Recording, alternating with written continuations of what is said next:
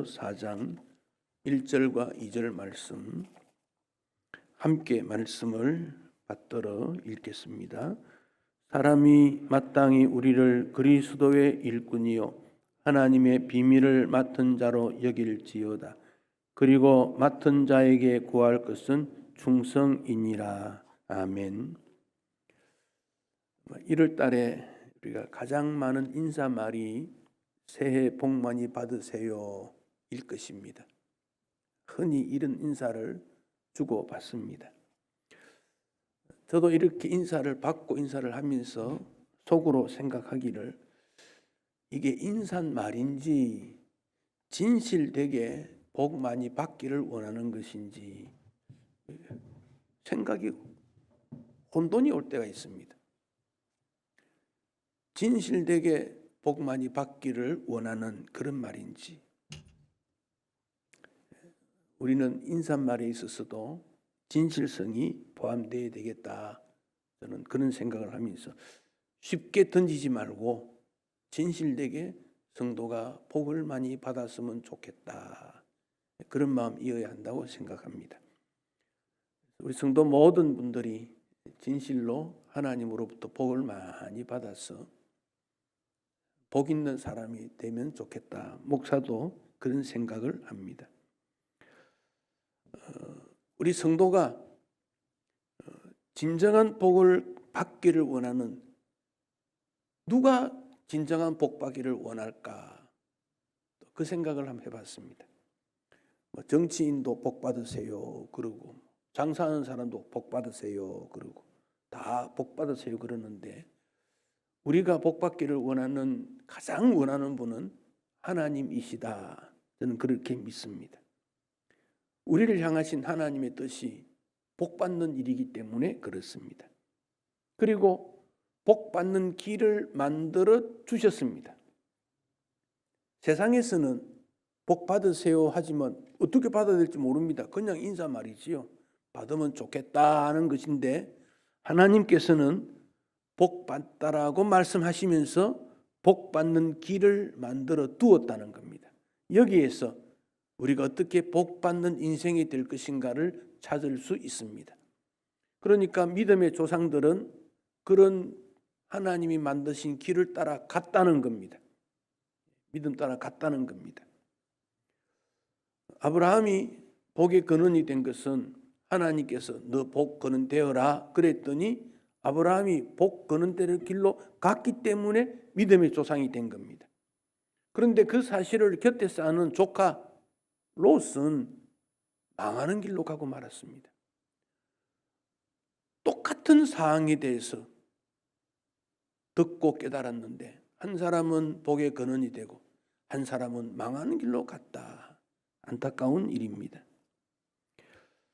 복받는 길은 무엇이겠습니까?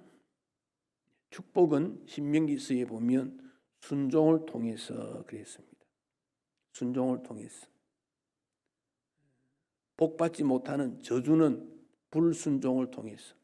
그러니까 순종이라는 것이 얼마나 귀중한 덕목인가 하는 것을 알게 됩니다. 단순히 질서를 위한 게 아닙니다. 순종은 믿음으로 순종하는 겁니다. 믿음으로 순종하는 겁니다. 그 믿음으로 순종한다는 여기에 하나님께서 만들어 놓으신 방법은 최선을 다하는 방법입니다. 우리 하나님은 공평하십니다. 누구에게 복을 주고 누구에게 저주를 줍니까? 최선으로 믿음으로 하나님을 섬기는 자에게는 복 주십니다. 그러나 대충 하나님을 섬기고 하나님 말씀에 순종하지 않는 자는 복을 받지 못합니다. 때로 우리는 타고난 재능, 동양에서는 뭐라고 합니까? 그냥 그 복이 우리에게 주어진 거, 운명에 따라서 그렇게 되었다, 그렇게도 말을 합니다. 그런데 우리가 받은 모든 것들이 잘 되기로 되어 있을지라도 누리지 못하는 것은 최선을 다하지 않았기 때문에 그렇습니다. 최선을 다하는가 질문을 던질 수 있습니다. 바울이 복음을 전했습니다. 성공한 지역도 있고 실패한 지역도 있습니다. 어떤 곳에서는 실패했습니다. 아덴, 지금의 그리스의 수도 아테네, 거기서는 실패했습니다. 고린도로 갔습니다. 성공했습니다. 문제는 고린도에가 더 많았습니다. 그런데 어떤 곳에서는 실패하고 어떤 곳에는 성공했겠습니까? 바울은 지역이 어떻든지 관계없이 최선을 다했습니다. 박해를 받아도 그랬습니다. 대적들이 많아도 그랬습니다. 1차 전도 여행을 하고 2차 전도 여행을 다시 갔습니다. 왜 갔던 데 꼭 갔습니까? 최선을 다한 결과를 알고 싶었기 때문에 그렇습니다. 은사가 크고 재능이 뛰어나도 최선을 다하지 않으면 복받지 못합니다. 바울이 복음을 전하는 모습을 보고 사람들이 생각합니다. 저렇게 바울이 열정을 가지고 하는 것을 보니 진리인가 보다. 진리 있는가 보다. 이렇게도 생각했을 것입니다. 오전에 생각했던 다윗, 그도 바울처럼 최선을 다한 사람입니다. 다윗이 최선을 다하는 충성스러운 일꾼이었기 때문에 다윗 주변에도 충성스러운 일꾼이 많았습니다. 바울도 그렇습니다. 그렇다면 우리가 충성을 어떻게 했느냐에 따라서 내 동료들이 어떤 사람인가 하는 것도 생각해 볼 수 있습니다. 사무엘하 23장에 보면 한 번은 전쟁을 하는 중에 이 전쟁이 잘 되지 않습니다. 아마 그 기록은 뒷부분에 기록되어 있지만 실제 전쟁은 다윗 생애 젊었을 때라고 생각이 됩니다. 전쟁이 지루하고 결과가 잘 나지 않고 아군이 쓰러져 가고 그러니 다윗 마음이 너무 괴로워서 밤에 하늘을 쳐다보면서 이렇게 괴로울 때는 내 고향 베들레헴에 운물이 있는데 그 물 한 방울 마시면 좋겠다. 그런 생각을 했습니다. 그 말을 중얼중얼 거렸을지도 모릅니다. 그런데 그 말을 옆에 있던 3명의 장수들이 들었습니다. 그 말을 3명의 장수 외에 다른 사람들도 들었을 것입니다. 근데 그 3명의 장수가 우리 적진을 뚫고 가서 다윗이 그렇게 원하는 운물을 구해오면 좋겠다. 그리고는 밤에 적진을 뛰어넘고 운물을 구해왔습니다. 다윗은 그 물을 마시지 않습니다. 이것은 물이 아니다.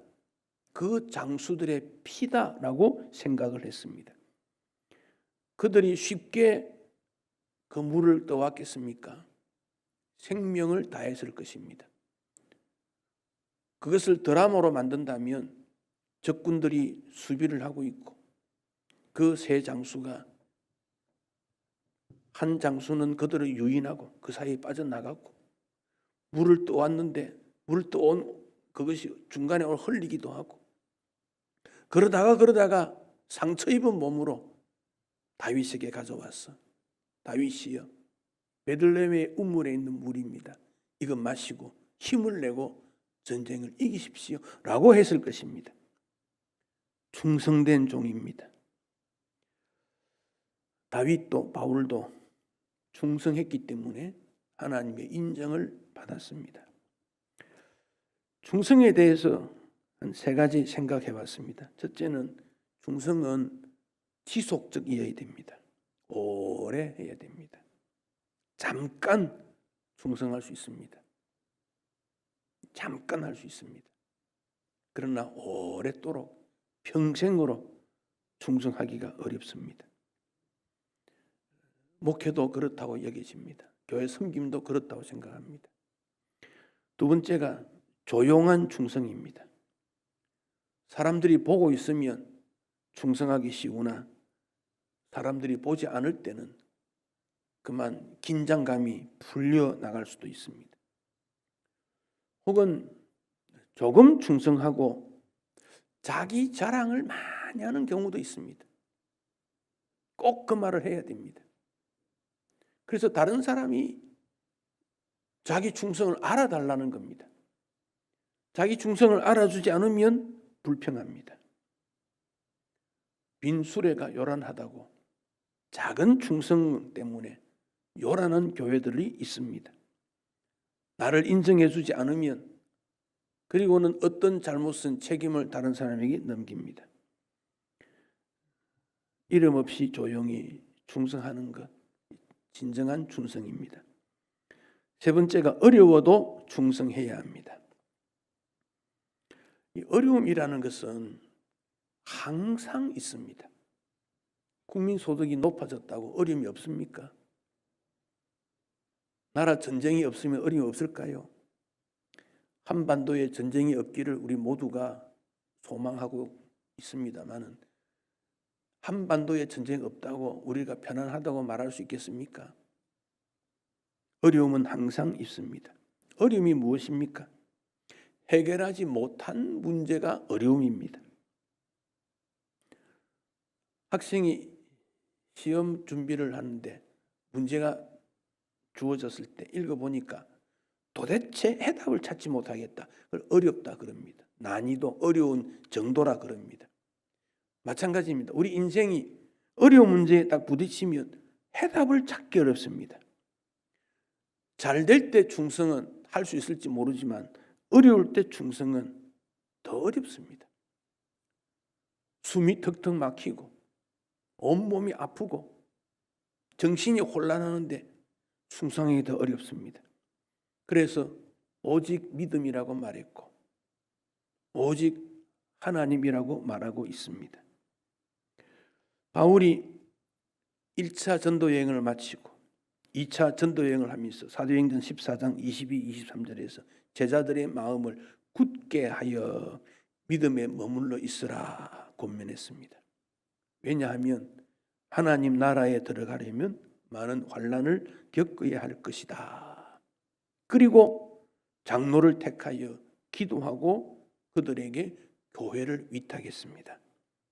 그러니까 교회의 직분은 환난이 있고 충성이 따라야 됩니다. 환경에 따라 흔들리면 되지 않습니다.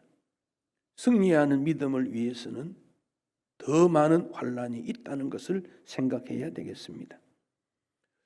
고대 중국의 지도자, 즉 인재를 선택할 때 네 가지 기준으로 고른다고 했습니다. 첫째는 이웃에게 즐거운 일이 있을 때 같이 즐거워할 줄 아는가를 묻고 있습니다.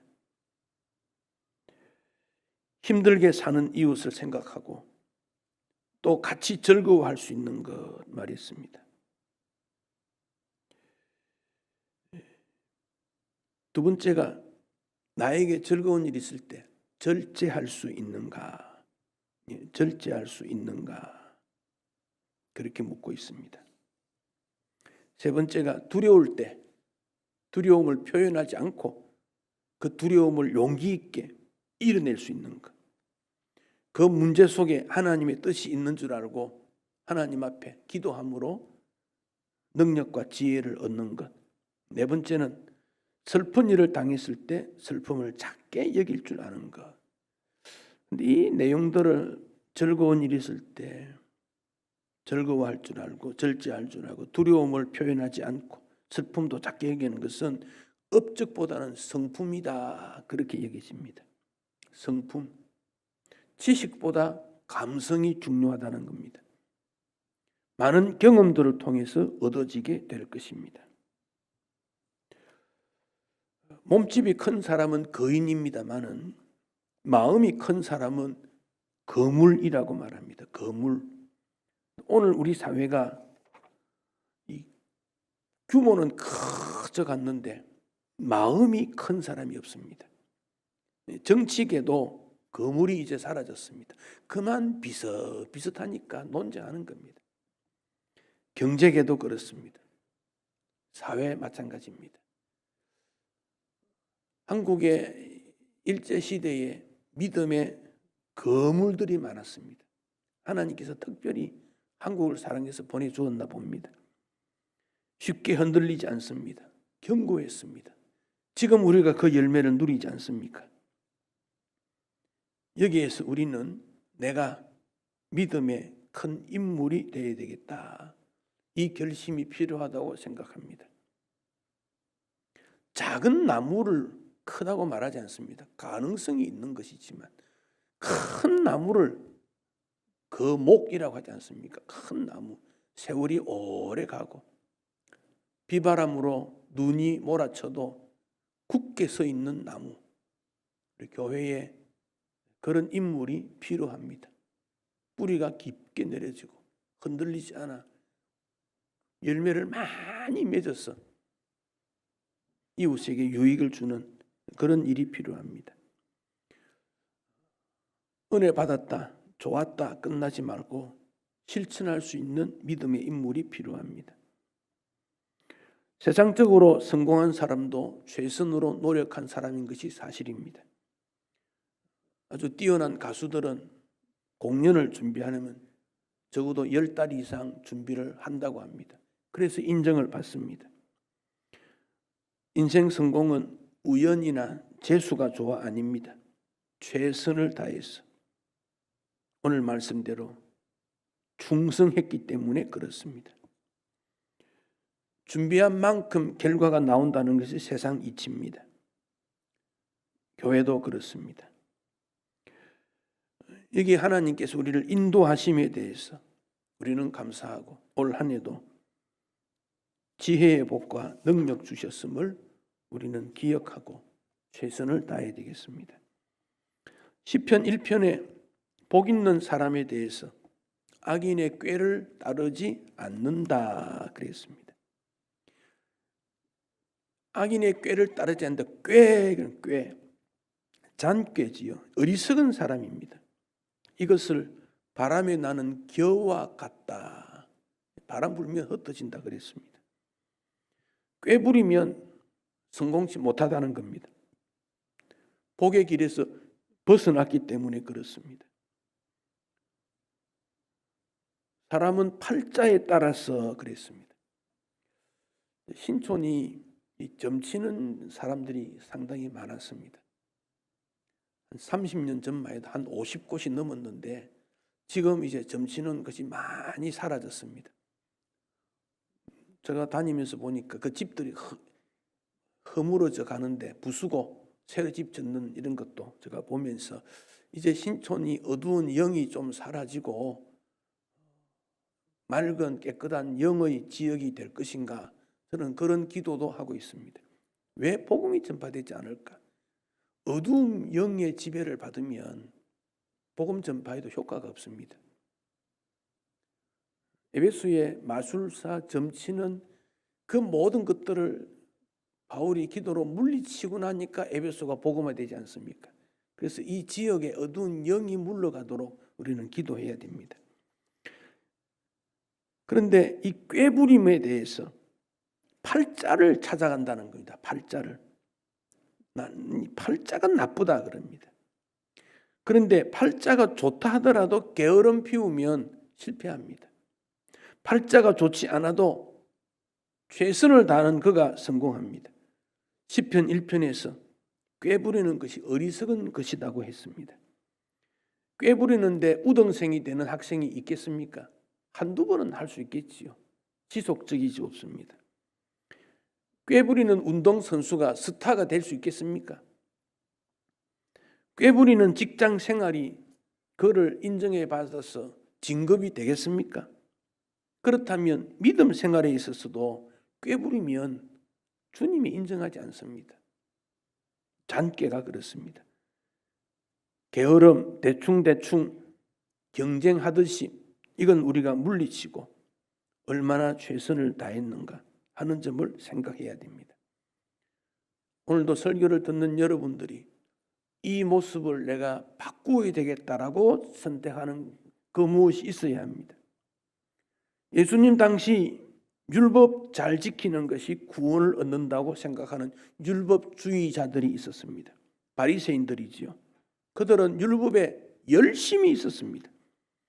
안식일을 기억하여 거룩히 지키라고 하는 그 계명을 잘 지키기 위해 구체적으로 세칙을 600개가 넘게 만들었던 자들입니다. 그러나 그들은 하나님 말씀을 오해했습니다. 구원은 믿음으로 얻는 것이지 행위로 얻는 것이 아니기 때문에 그렇습니다.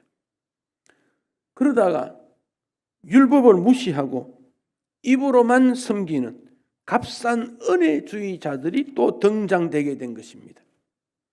율법주의나 값싼 은혜주의자 다 잘못되었습니다. 믿음으로 구원받는 것은 맞습니다.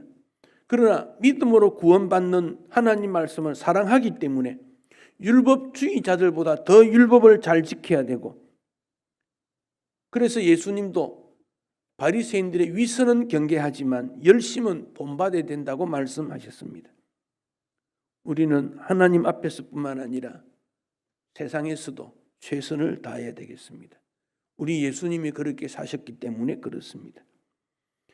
하나님께서 우리에게 원하시는 것은 최고가 아니고 최선입니다. 사람은 최상을 원합니다. 1등만 인정해 주는 세상이기 때문에 그렇습니다. 그러나 주님은 1등을 원하는 것이 아니라 최선을 요구하십니다. 세상에서는 5달란트 받아서 5달란트 남은 자를 기념하려고 합니다. 그러나 하나님께서는 2달란트 받아서 2개 남은 자도 5개 남은 것과 똑같이 인정해 줍니다. 5개 받아서 5개 남아 10개가 있는 이 사람하고 2개 받아 2개 남은 차이는 6개나 차이가 납니다. 엄청난 차이입니다.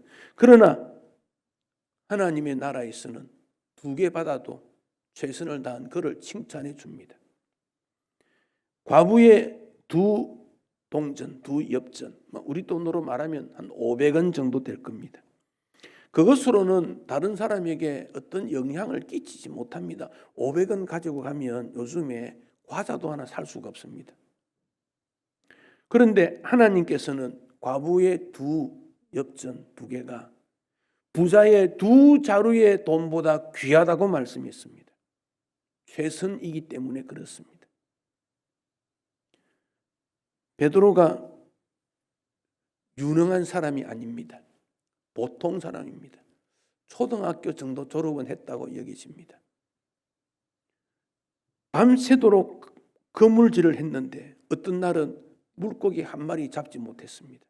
헛수고 아닙니까? 무능한 사람입니다. 그런 일이 한 번만 있었겠습니까? 저는 여러 번 있었다고 생각합니다.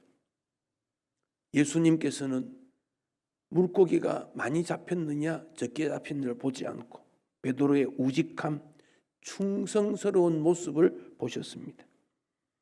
그랬더니 배 오른쪽에 그물을 내리라고 하셨고 순종했더니 배가 가득하는 물고기 잡는 일이 일어났습니다. 베드로의 충성입니다. 바울로 불리웠던 사울, 그는 지식이 있었지만 지혜가 부족했습니다. 그래서 예수 믿는 사람 잡으러 다메섹까지 갔습니다.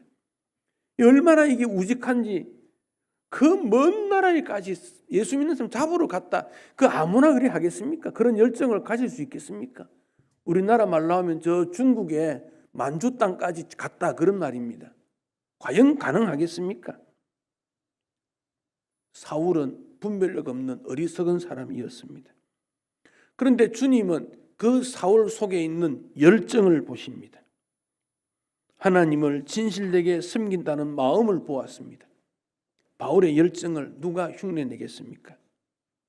사도행전, 다른 말로 성령행전이라고 하고 제자행전, 또 다른 말로 저는 바울행전이라고 말하고 싶습니다.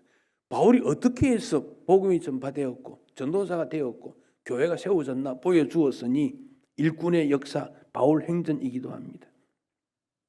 마음을 다하고 뜻을 다하고 정성을 다해서 그리스도의 일꾼으로 최선을 다하는 모습, 주님께서 기뻐하신다고 생각합니다. 이런 구원받은 성도에게 고난이 있습니다. 이 고난을 극복할 수 있어야 됩니다. 구원받음에 고난이 있을 때 그것을 이겨내는 증거는 기쁨입니다. 구원의 믿음은 말할 수 없는 즐거움이 그에게 있습니다. 힘들어도 구원이 크게 보이기 때문에 그렇습니다. 고난이 작게 보입니다. 그러니 기뻐할 수 있습니다. 그러나 구원은 작아 보이고 고난이 크다면은 그거를 감당할 수가 없습니다. 화란의 코리템붐 가족이 있습니다. 그들이 고민했던 것은 2차 세계대전 때 히틀러를 중심으로 한 그 독일의 전투력을 가진 그들이 유대인들을 죽이려고 했다는 사실입니다. 실제로 600만 명을 죽였다 하지 않습니까? 지금 이스라엘 땅에 600만 명이 있는데 팔레스틴 사람 한 150만 빼면 실제는 유대인은 450만 정도밖에 없습니다. 다른 데 1500만 흩어져 있고 2000만인데 그때 600만이 죽었습니다. 그 당시 엄청난 사건이지요.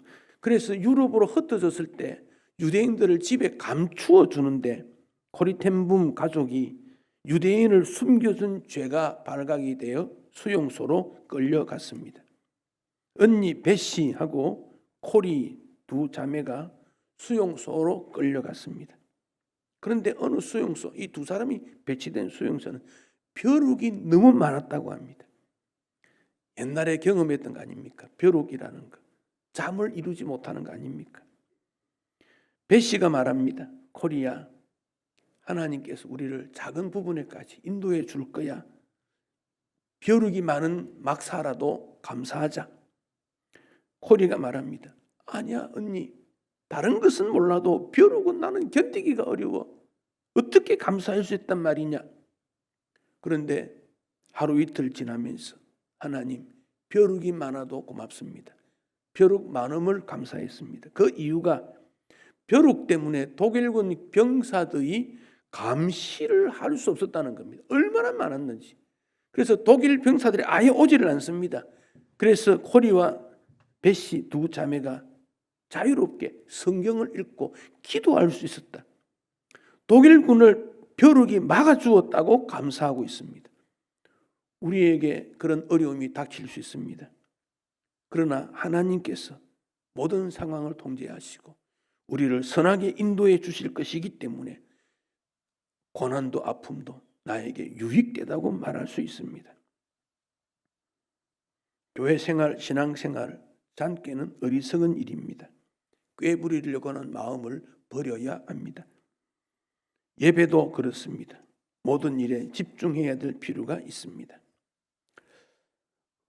충성에 겸손을 더하면 일꾼이 됩니다. 하나님의 비밀을 맡은 자입니다. 교만은 충성해도 그 일꾼이 하나님으로부터 인정을 받지 못합니다. 교만한 사람 하나님이 싫어합니다. 사람도 싫어합니다. 교만한 사람과 겸손한 사람 어떻게 다를까요? 우리가 어떤 사람 머리에 떠올릴 때 그분은 가까이 가면 좋겠어. 한 번 더 보고 싶어. 겸손한 사람입니다. 그러나 어떤 사람을 머리에 떠올랐을 때 만나고 싶지 않아. 교만한 사람입니다. 사람도 그렇습니다. 사람도 겸손한 사람 가까이 하려고 합니다. 교만한 사람 싫어합니다. 왜냐? 하나님께서 교만한 사람 싫어하시기 때문에 그렇습니다. 교만은 패망의 선봉이라고 하지 않습니까? 왜 망합니까? 교만 때문에 망하는 겁니다. 겸손한 사람을 만나면 힘이 납니다. 왜? 인정해주고 칭찬해주고 격려하기 때문에. 교만한 사람 만나면 피곤합니다. 이래라 저래라 이러쿵저러쿵 피곤합니다. 성도가 낙심하게 되는 것은 악인의 형통함을 볼 때입니다. 왜 악인이 형통합니까? 하나님께서 회개할 기회를 주셨기 때문입니다. 그렇지 않는다면 육이 버려두었기 때문입니다. 버림받은 자도 잠깐 형통하지만 그 시간에 죄를 자각하지 못하면 영원히 멸망합니다. 치사율이 높은 질병은 자각 증상이 없다고 하지 않습니까? 악인의 형통을 악인이 깨닫지 못합니다. 잘못 길을 갔을 때, 믿음의 길이 잘못되었을 때 내 길이 막히는 것이 축복입니다. 하나님 멀리 했는데 신앙생활 멀리 했는데 사업이 잘 되는 잠깐의 형통일 뿐입니다. 성적이 좋고 마음이 편안하다, 잠깐의 형통입니다. 악인의 형통을 부러워해서는 안 됩니다. 우리가 그런 마음 들 때가 많기 때문에 그렇습니다.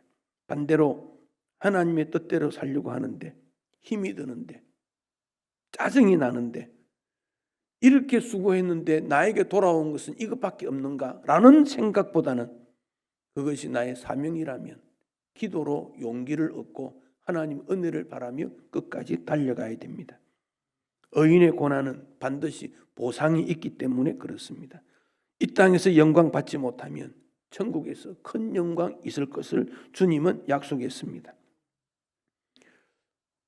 오늘 오후 예배 때 예배에 남아있는 분들은 다른 사람보다 좀 다르지 않겠는가? 저는 그렇게 생각해 보면서 무슨 설교를 해야 되나 고민을 했습니다. 다 충성된다고 여겨지는데 그럼에도 불구하고 이 설교를 제가 정한 이유는 더 많은 충성을 주님이 원하고 있기 때문에 그렇습니다. 더 주님이 기뻐하시는 일이 무엇인가를 생각해서 이 본문을 선택했습니다. 맡은 자들에게 구할 것은 충성이니라. 올 한 해 우리 모두가 맡은 일에 최선과 충성을 다하면 하나님께서 기뻐하시고 비밀을 깨닫게 되고 우리를 예수의 제자요 예수의 일꾼이라고 인정해 주실 것입니다. 주 하나님께서 칭찬하시는 믿음의 일꾼 되시기를 축복합니다.